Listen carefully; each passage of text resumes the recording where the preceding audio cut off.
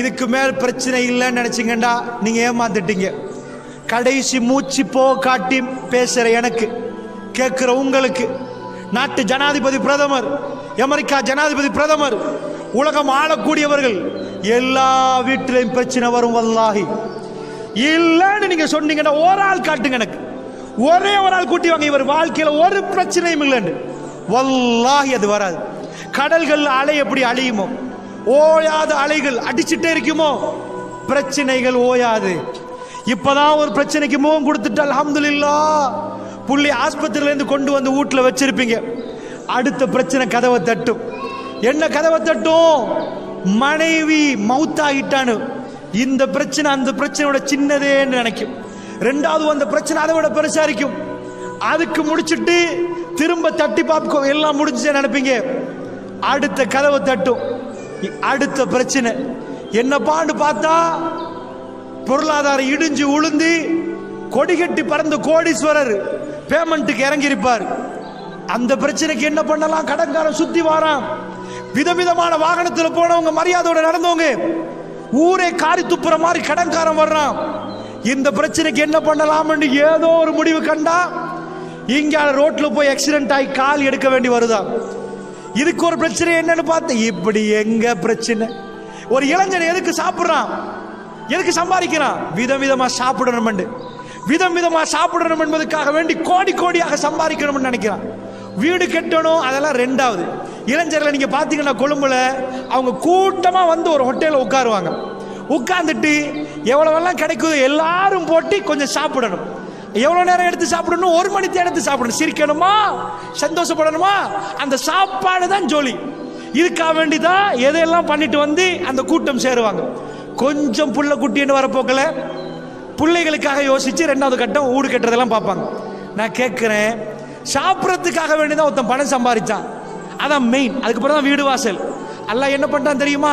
சாப்பிடவா, அவன்கிட்ட பிடுங்கி இவன்கிட்ட பிடுங்கியா, சரி சாப்பிடு.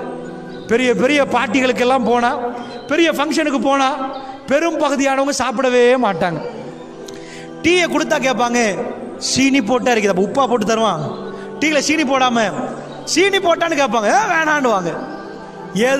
எதை போட்டா டேஸ்ட் வருமோ அண்டா கணக்கில் ஆக்கிட்டீங்க. உப்பு கொஞ்சம் போட்டாதான் அது சாப்பாடு இருக்கு, இல்லாட்டி சப்புண்டு ஆகிடும். உலகத்தில் ஆக நம்பவன் கோக்கியை கொண்டு வந்து ஆக்குறீங்க.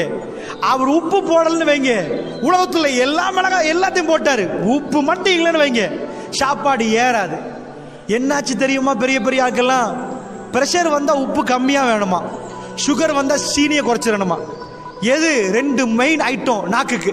இந்த 2 ஐட்டம் இல்லாட்டி சாப்பாடு சாப்பிடாம இருக்கலாம். அவனுக்குதா அல்லாஹ் என்ன பண்ணிட்டான் தெரியுமா? பெரிய ஆட்கள் வந்து உட்கார்ந்து இருப்பான், வெள்ளையும் சொல்லையுமா கொடுத்துட்டு, அவன் பக்கத்துல புஃபே விரிச்சு வச்சிருப்பாங்க. அப்படி சாப்பாடு. சோப்பு சோறு கிடைக்குமான்னு கேட்பான். உப்பு கொஞ்சம் குறைச்சே போட்டுருவோம், அதுக்கு தின்னாமலே இருக்கலாமே, ஏதாவது உள்ள அனுப்பிடலாமே.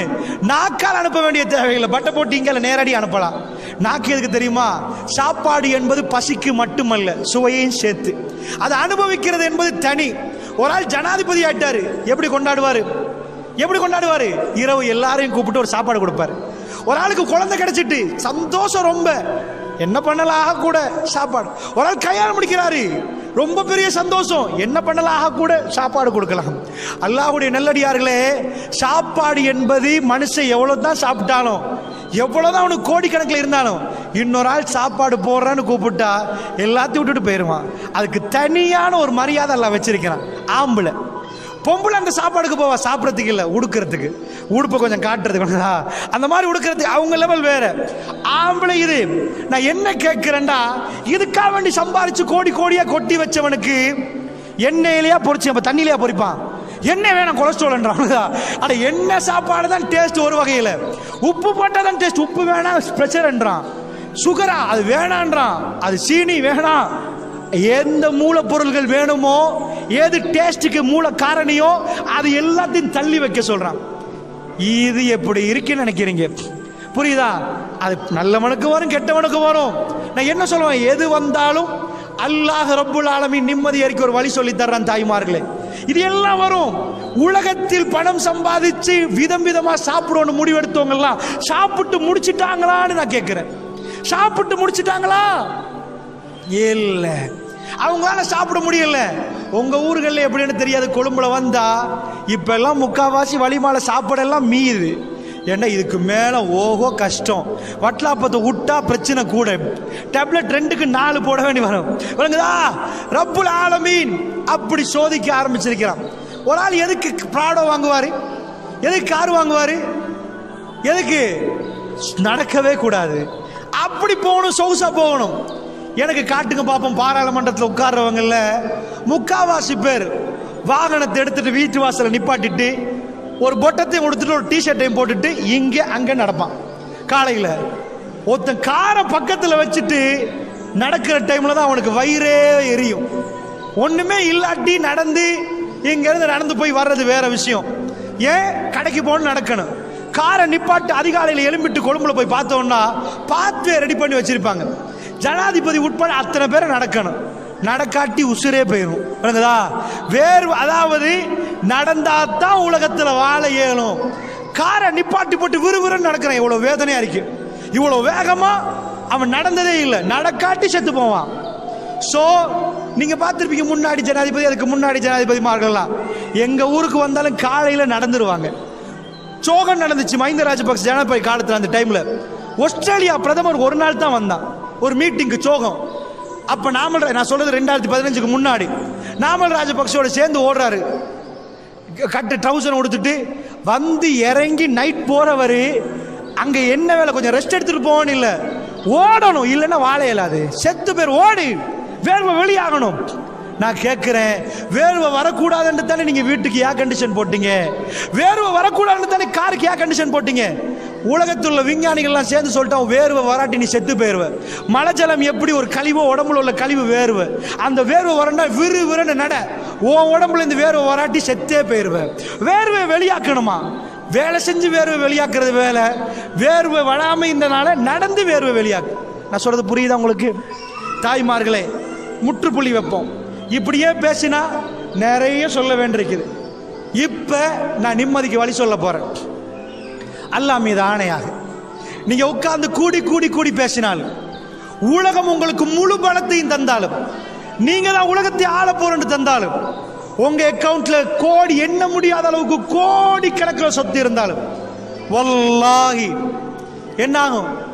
உங்களால நிம்மதியா வாழ இயலாது. உலகம் ஒரு தப்பு கணக்கு போட்டுச்சு. என்ன தப்பு கணக்கு? நிம்மதி என்பது உடம்புக்கா மனசுக்கா? சொல்லுங்க. நிம்மதி உடம்புக்கா மனசுக்கா? மௌலவி, மனசுக்கு. நிம்மதி உடம்புக்கு இல்ல, மனசுக்கு. நிம்மதியை தேடி மக்கள் உடம்புக்கு எடுக்கிறாங்களா, மனசுக்கு எடுக்கிறாங்களா? ஒரு ப்ராடோ வாங்குறாங்க, தப்பு இல்லை, சல்லி இருந்தா வாங்கலாம். ஒரு ஆள் கொழும்புல இருந்து மன்னார் வரைக்கும் வாராரு. ப்ராடோல வாராரு, ஏர் கண்டிஷன் போட்டுக்கிற மனைவியோட கடுமையான சண்டை, ஊட விட்டு போறாரு. பெரிய காலிக்கோட்டில் பிரச்சனை, டிவோர்ஸ் வரைக்கும் போகுது. அவர் ப்ராடோவில் எவ்வளவு ஏசி போட்டாரோ அதை தாண்டி வேர்வை வரும். இன்னொரு ஆள் மன்னாருக்கு வராரு, கொழும்புல இருந்து ரொம்ப கடுமையான சனம், பஸ்ல ஏறி நெருங்கி கஷ்டப்பட்டு வராரு. 4 வருஷமா குடும்பத்தை சந்திக்க கிடைக்கல. சாமான்லாம் வாங்கிட்டு பிள்ளைகள் என்ன பார்க்கவும், எப்படி பேச போறேன், வைஃப் எதிர்பார்த்துட்டே நிப்பாண்டி வர்றாரு. அவர் மன்னார்ல வந்து இறங்கி இருப்பாரு, நின்றுட்டே வந்திருப்பாரு. கண்ட உடனே அவருக்கு சுகமா இருந்திருக்கு, அவருக்கு பிரச்சனை இல்லை. பிராடோல போறவரு கடுமையான பிரச்சனை, டிவோர்ஸ் வரைக்கும் போகுது, அவருக்கு அந்த சுகம் இருந்திருக்காது. உடம்புக்கு சுகமா இருந்திருந்தா பஸ்ல வந்து ஒரு நொந்து நூடுல்ஸா இருக்கணும், பிராடோல போற சந்தோஷமா இருக்கணும். உடம்புக்கு இல்ல தாய்மார்களே, மனசுக்கு. நீங்க வாழ்ற வீட்டுல இல்ல நிம்மதி இருக்குது. அப்படி வாழ்ற வீட்லையும் படுக்கிற பெட்லையும் இருந்தா, கொழும்புல எக்கச்சக்கமான வீடுகள்ல பெண்ணாம் பெரிய பெட், அந்த பெட் மட்டும் பல லட்சங்கள் வாங்கி எடுத்திருப்பாங்க. நைட்டுக்கு தூக்கம் இல்லையா, தூக்க மாத்திரை போட்டு எடுத்து தூங்குறாங்க. அதே கொழும்புல பல பேமெண்ட்களை கடந்து போற நேரம் சில ஏழைகள் 2 கார்ட்போர்ட்டை விரிச்சு அல்லாண்டு தூக்கும் 9 மணிக்கு. சில மணக்காரன் இதை பார்த்தே பொறாமப்படுறது, இப்படி தூங்குறான். ஏசி போட்டு இவ்வளவு பெரிய பெட்ல அங்கிருந்து இங்க உருள்ற தூக்கம் வருவதில்லை. ராத்திரி எழுப்பி பார்ப்பான் 1 மணி, மறுபடி உட்காருவான், மறுபடி தூங்குவான். இதெல்லாம் நான் கற்பனை பண்ணி சொல்லலை, என்கிட்ட சொன்ன கதைகளை சொல்றேன். பல வீடுகளில் என்னோட கதைச்சதை சொல்றேன். ஆனா அதே ஏழை ஒரு பேமெண்ட்டுக்கு அடியில் இங்கால அங்கால ஆள் போவான், இவன் பாட்டுக்கு தூக்கம். அவனுக்கு நெலும்பு வலையும் இல்லை, கோயிலும் இல்லை, நெலும்பு கடிக்குதும் இல்லை, அவன் பாட்டுக்கு தூக்கம் சுபோல எழும்புறான். விளங்குச்சா? பெட்டு வாங்கினது ஊடு கட்டினது தூங்குறதுக்கா இருந்தா அந்த தூக்கமே இல்லாட்டி அந்த பெட்டில் என்ன பிரயோசனம்? இவன் ஒண்ணுமே இல்லை, அல்லாஹ் அவனுக்கு தூக்கத்தை கொடுத்தான். அவன் என்ன ராத்திரி ராத்திரி மிஸ்கின் இல்ல. அல்லாஹ்வுடைய நல்லடியார்களே, அல்லாஹ் வீடை தந்துட்டு பெரிய ரூமை தந்துட்டு பெட்டை தந்துட்டு உங்க தூக்கத்தை எடுத்தா அதை விட கஷ்டம் இருக்காது. உலகத்தில் எல்லோரும் தூங்குற நேரம் தூக்கம் போகாட்டி அதை பட்ட அந்த வேதனையை பட்டவங்கள்ட்ட கேட்டா தெரியும். அல்லாஹ்வுடைய நல்லடியார்களே, இப்ப புரிஞ்சுக்கோங்க. இப்ப நான் உங்களுக்கு எனக்கு இன்னும் ஒரு 15 நிமிஷம் தான் இருக்குது. இதுக்குள்ள நான் இந்த பயானம் முடிச்சாகணும். இது ரொம்ப பெரிய கஷ்டம், ஆனாலும் நான் முடிச்சு தான் ஆகணும். அதனால நல்லா புரிஞ்சுக்கோங்க. நான் லாஸ்டா சார் புழிஞ்சி அந்த மருந்தை சொல்றேன். இந்த மருந்தை எடுத்து உள்ள போடுங்க, சரியா வந்துடும். என்ன மருந்து? அலா பிதிக்ரில்லாஹி தத்மைனுல் குலூப். அல்லாஹ் சொல்றான், இந்த உள்ளங்கள் பதறிட்டே இருக்கு. அது பதறும், அது நிப்பாட்டே இல்லாது. சின்னதை ஒன்று தொட்டாலும் துடிக்கும். ஹுலிக்கல் இன்சான் ஐஜால், மனிதனை அவசரக்காரனாக படைத்திருக்கிறேன். ஹுலிக்கல் இன்சான் லைஃபா, மனுஷனை ரொம்ப பலகீனமா படைச்சிருக்கிறேன். என்ன வெட்டினா ரத்தம் போயிடும். இரும்பால படைக்கல, இரும்பால படைக்கல. மனுஷன் போற வாகன இரும்பு, அதுக்குள்ள உள்ள மனுஷன் பஞ்சு மாதிரி. வெட்டினா கதை முடிஞ்சிடும். சோ ஹுலிக்கல் இன்சான் லைஃபா, உங்களை ரொம்ப பலகீனமா படைச்சிருக்கிறேன். ஹுலிக்கல் இன்சான் ஐஜால், அவசரம். எது நடத்தாலும் உங்களுக்கு அவசரமா இருக்கும். ஆமா, இந்த 2 பண்புகளால நம்ம ரொம்ப நொந்து போயிருவோம், ரொம்ப கவலைப்படுவோம், துடிச்சு போயிருவோம், தொழுகையை விட்டுருவாங்க.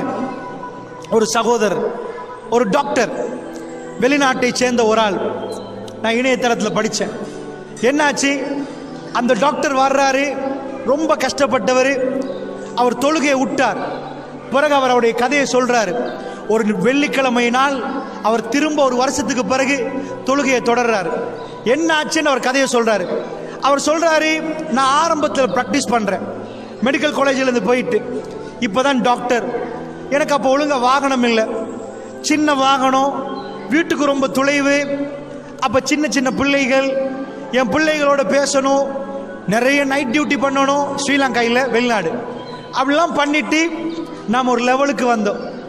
அந்த லெவலுக்கு வரப்போக்கல எங்களுக்கு என்ன ஒரு வீடு, எனக்கு என்ன ஒரு வாகனம், என் பக்கத்திலே ஆஸ்பத்திரி. இப்படி ஒரு நாள் நான் வீட்டுக்கு வர்றேன். வந்தால் வளமையாக நான் பகல் டைமில் வர்றேன், நான் சலாம் சொல்லிட்டு வர்றேன். வந்து வீட்டுக்குள்ளே போகிறேன். அந்த டைமில் சில வேளை உம்மா பிள்ளைகள்லாம் தூங்குவாங்க, சத்தத்துக்கு பதில் வரல, தூங்குறாங்க போல. நான் டிஸ்டர்ப் பண்ணக்கூடாதுண்டு என் லேப்டாப்பை திறந்து நான் சில இமெயில்கள் அனுப்பினேன். எனக்கு சில வேலைகள் இருந்துச்சு, டிஸ்டர்ப் பண்ண வேணாம், அவங்களாம் முழிச்சிட்டு வரட்டும். கொஞ்ச நேரம் ஒரு மணித்தியாலம் கழியுது, பிள்ளைகள் சத்தம் கேட்குது, உம்மா மேலே என்னமோ தட்டுற மாதிரி. எனக்கு ஐடியா உதச்சிச்சு, வாங்க பிள்ளையோட விளையாடுவோம் அப்படின்னு நினச்சேன். பிள்ளைகள் முடிச்சுட்டாங்க, அதோட கொஞ்சம் விளையாடிட்டு திரும்ப நான் ஆஃபீஸ் போகணும். என் ஆஃபீஸில் கிடைக்கிற அந்த பிரேக் டைமில் தான் நான் வீட்டுக்கு வர்றது. ஸோ நான் ரூமை திறந்து பார்க்குறேன், உம்மா கண்ணத்தை தட்டி தட்டி குழந்தைகள் என்னமோ சொல்லுது. நான் போய் பார்க்குறேன், அவன் மயங்கி இருக்கிறா. நான் காலை தொட்டு பார்க்குறேன், உசுப்பி பார்க்குறேன், அவன் மயங்கி இல்லை, மௌத்தா போயிருக்கிறான். நான் உடனே, என்னப்பா நான் ஒரு டாக்டர், வீட்டுக்குள்ள நடந்தது என்னன்னு தெரியாது, 1 மணி நேரத்துக்கு முன்னாடி வேற நான் வந்துட்டேன், என்னாச்சு அப்படின்னு பதறிட்டேன். பதறி போய் திரும்ப நான் செக் பண்ணி பார்க்குற, மற்றவங்களெல்லாம் கூப்பிட்டு, உம்மா மவுத்து. அவர் சொல்றாரு, நான் தொழுந்தவன், நான் யாருக்கும் துரோகம் பண்ணல, யாருக்கு அநியாயம் பண்ணல, எனக்கு இது நடக்கணுமா? அவர் சொல்றாரு, நான் ஜனாசாவை அடக்கிட்டு வந்து என் பிள்ளைகளை, நான் தூக்கம் இல்லை, எங்கள் உமா அப்பா எங்கள் வீட்டுக்கு வந்தாங்க, நான் பிள்ளைகளோட பேசின ரூமில் தனியாயிட்டேன், நான் வேலைக்கு போகவும் இல்லை. இரவிரவா எனக்கு யோசனை, எனக்கு கோபம் இறைவனோடு. நான் தொழுகையை முற்றிலும் விட்டேன், இதுக்கு மேல் தொழ மாட்டேன். இப்படி 1-2 நாள் தொழல. என் தம்பி ரொம்ப மார்க்கமானால் என்னை சந்திச்சு ஒவ்வொரு நாளும் சொல்லுவார், 1 வருஷமா நான் அந்த பிடிவாதத்தில் இருந்தேன், நான் மீண்டும் லைஃபுக்கு வரதுக்கு எனக்கு பல மாதங்கள் போச்சு, என் பிள்ளைகளோட திரும்ப பேசுறதுக்கு எனக்கு பல மாதங்கள் போச்சு. நான் ஒரு டாக்டர், வீட்டுக்கு வந்த நேரம் 1 மணி நேரத்துக்கு முன்னாடி வந்த நேரம் என் மனைவி என்னை காப்பாற்ற முடியலையே, நான் எதுக்கு இந்த டாக்டர் ஆனேன்னு எனக்கு மனசு சொல்லிட்டே இருந்துச்சு. அவ்வளவு வேதனை. ஏன்னா எங்க வைஃப் இப்ப மௌத்தாகல, நான் வந்த டைம் கதவை திறந்து வீட்டுக்கு வந்த நேரம் எங்க வைஃப் உசுரோட தான் இருந்திருக்கணும், எனக்கு அப்ப பார்க்க முடியலையே. நான் போய் தொடுற டைம்ல, அவ எட்டி பார்க்குற டைம்ல ஒரு 15 நிமிஷத்துக்கு முன்னாடி வேணும்னா மௌத்தா இருப்பா. அதுக்கு முன்னாடி எனக்கு ஆஸ்பத்திரி கூட்டி போயிருந்துச்சு, நான் டிஸ்டர்ப் பண்ண வேணான்னு இருந்தேனே. இப்படி அவருக்கே அவர் கேள்விகளை கேட்டுக்கொண்டு தடமாறுறார். கடைசியாக அவங்க தம்பி தொழுவுங்கன்னு சொன்ன பிறகு ஒரு நாள் அவர் ஜும்மாவுக்கு போறார். அவர் கேட்ட ஒரு உரை கிடைக்குது. அந்த உரைக்கு பிறகுதான் அவர் சொல்றாரு, நான் இறைவனை புரிந்து கொண்டேன். அன்பார்ந்தவர்களே, அதனால வாழ்க்கையில தொழுந்தவங்களுக்கு பிரச்சனை வரும், தஹஜ்ஜுத் தொழுறவங்களுக்கு பிரச்சனை வரும், எல்லாருக்கும் பிரச்சனை வரும். இந்த பிரச்சனை நேரம் கல்புகள் அமைதி பெறணுமா? பிரச்சனை ஓயாது, பிரச்சனை ஓயாது. கல்பு அதை தாங்கணும். ரசூலுல்லாஹ் சொல்றாங்க, ஆஜபன் லி அம்ரில் மூமின், மூமினை பார்த்து நான் ஆச்சரியப்படுறேன். ஏன் ஆச்சரியப்படுறேன்? ஏதாவது ஒரு கெட்டது நடந்தா ஃபஸபர, பொறுமையா நிக்கிறான். நலவு நடந்தா ஃபஷக்கர, உடனே அல்லாஹ்வுக்கு ஷுக்ர் செய்றான். ஒரு மூமின் சின்ன செடிய மாதிரி, காத்தடிச்சா இங்க சாயுது, மறு காத்தடிச்சா இங்க. காஃபிர்கள் தேவதார் மரம் மாறி, மஸலுல் ஃபாஜிர், கெட்டவனுக்கு உதாரணம் தேவதார் மரம். அது ஒரு காத்தோட பெரு சனிப்பாக, அது இடு வீடு வாசல் செல்வாக்கு. ஒரு காத்து வீசும், சாஞ்சி கீழே உழுவாக ஒண்ணு இல்லை. ஒரு முஸ்லிம் பார்க்க சின்னது, காத்தடிச்சா வேரோட சேர்ந்து செடி கீழே உழாது, செடி வளையும், மரக்காத்துக்கு இங்க வளையும், காத்து நிக்கும். ஆனா தேவதார் மரம் அப்படி இல்லை, அடிக்கிற காத்து பலம் அடிச்சா மரத்தை சேர்த்து கீழே போட்டுரும். ஒரு முஸ்லிம் சின்னதாக தான் நிப்பான்ண்டாங்க ரசூலுல்லாஹ். அல்லாஹ்வுடைய நல்லடியார்களே, இதுதான் நான் சொல்லக்கூடிய விதம். அலா பிதிக்ரில்லாஹி தத்மஇன்னுல் குலூப். அல்லாஹ் சொல்றான், உள்ளங்கள் அமைதி அடைய என்ன செய்யணும்? அறிந்து கொள்ளுங்கள். அல்லாஹ்வை ஞாபகப்படுத்துவதில் உள்ளங்கள் அமைதி பெறுது. அல்லாஹ்வை எவ்வளவு ஞாபகப்படுத்துகிறோமோ அவ்வளவுக்கு உள்ளம் அமைதி பெறும். அதுக்கு அர்த்தம் என்ன? அர்த்தம் என்ன?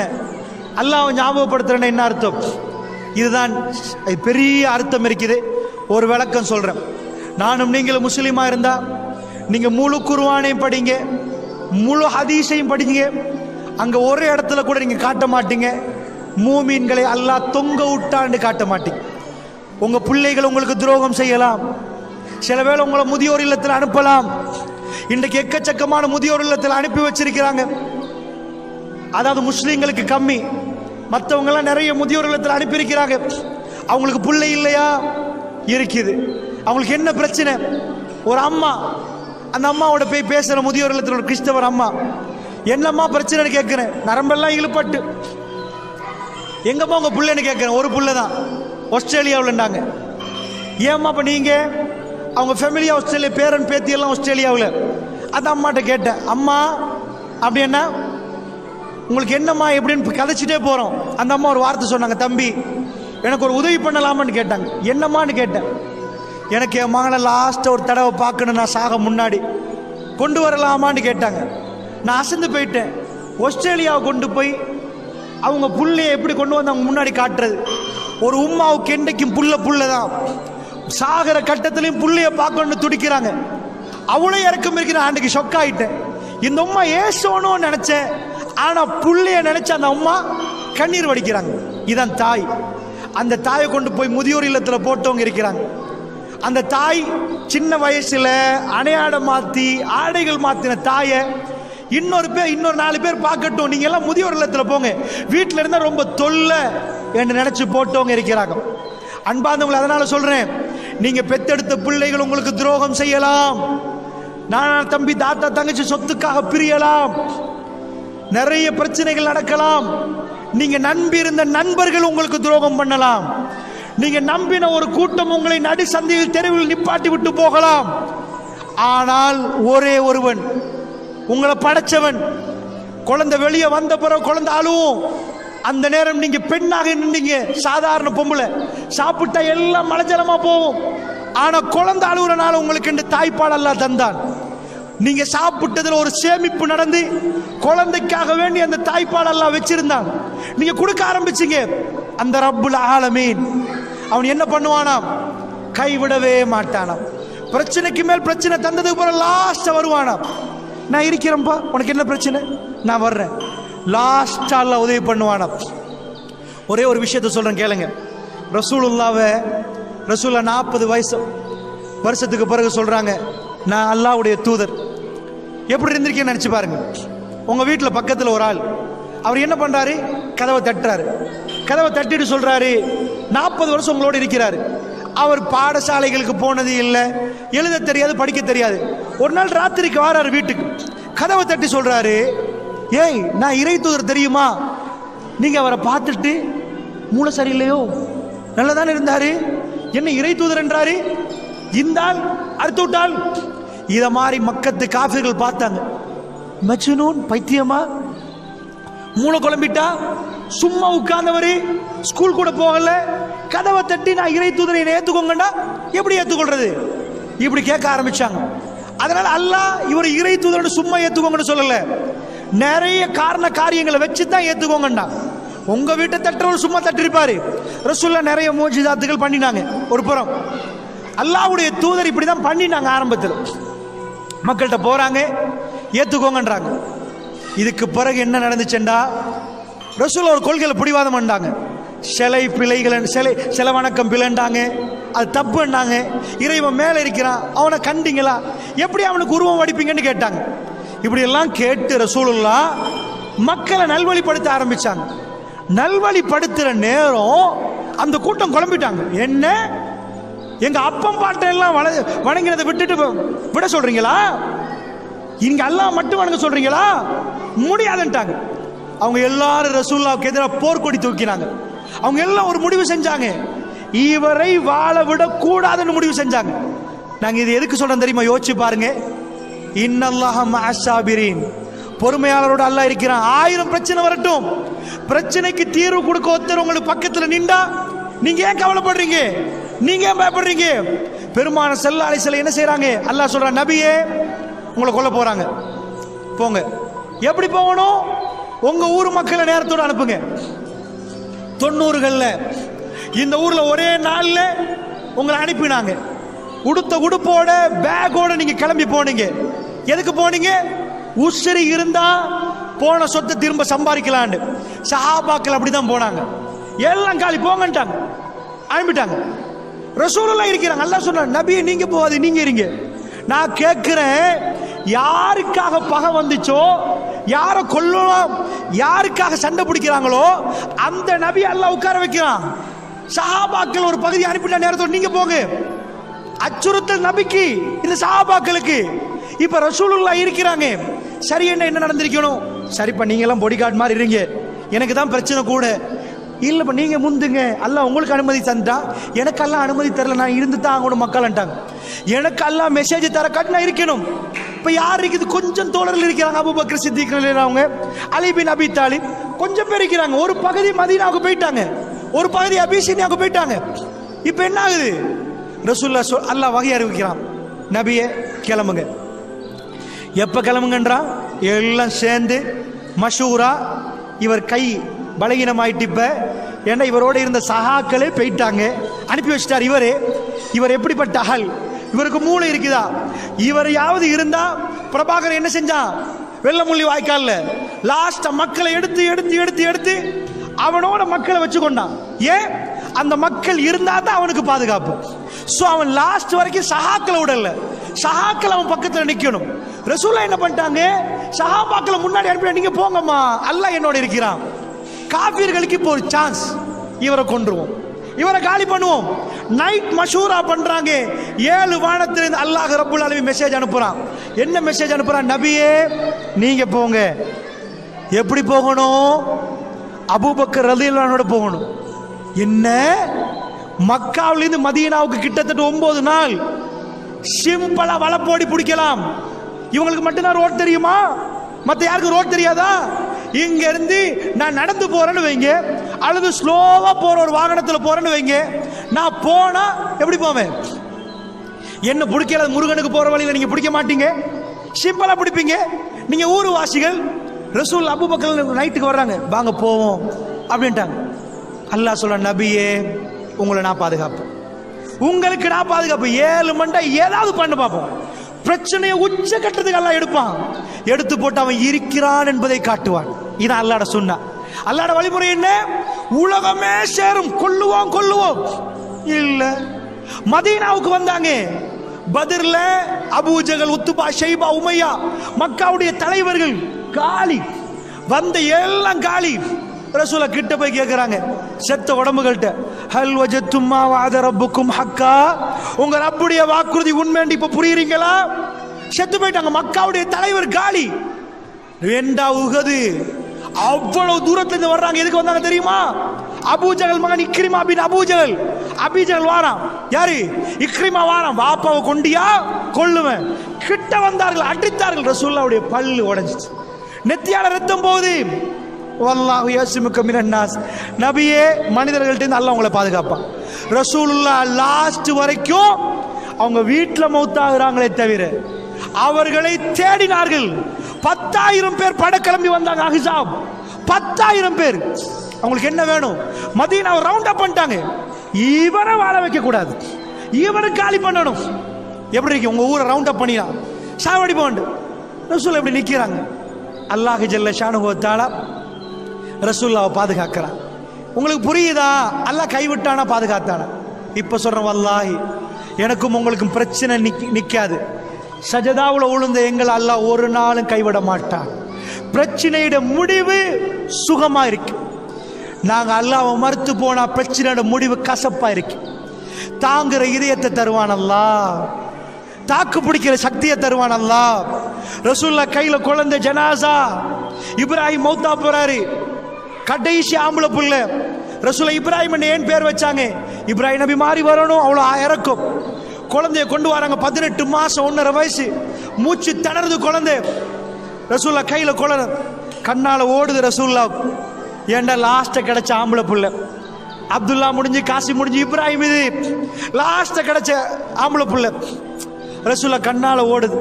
சஹாபாக்கள் கேட்டாங்க, யா ரசூலல்லாஹ், நீங்க துனியா களமாட்டீங்களே, ஆஹிராவு கழுவாரு ரசூலுல்லாஹ். அவங்க சொன்னாங்க, யர்ஹம் யுர்ஹம், இரக்கம் காட்டினால் இதுக்கு இரக்கம் காட்டினா அங்க இரக்கம் கிடைக்க மாட்டாங்க. என்னாச்சு? ரசூலுல்லாஹ் ஜனாசாவை அடக்கினாங்க. ஆனா ரசூலுல்லாஹ் அல்லாஹ்வை இன்னும் நெருங்கினாங்க. ஏன்? அந்த கல்புக்கு நிம்மதி அல்லாஹ் இறக்கி இருந்தாங்க. ஜனாசாவை கையில வச்சு உங்க ஊர்ல யாராவது பயான் பண்ற மௌலவியை காட்டலுமா? திடீரென்று சூரிய கிரணம் வந்துட்டு இருட்டாச்சு. மக்கள் பேசுறாங்க, ரசூலுல்லாஹ் மகன் மௌத்துக்கு வானமே துக்கம் அனுஷ்டிக்குதுப்பா.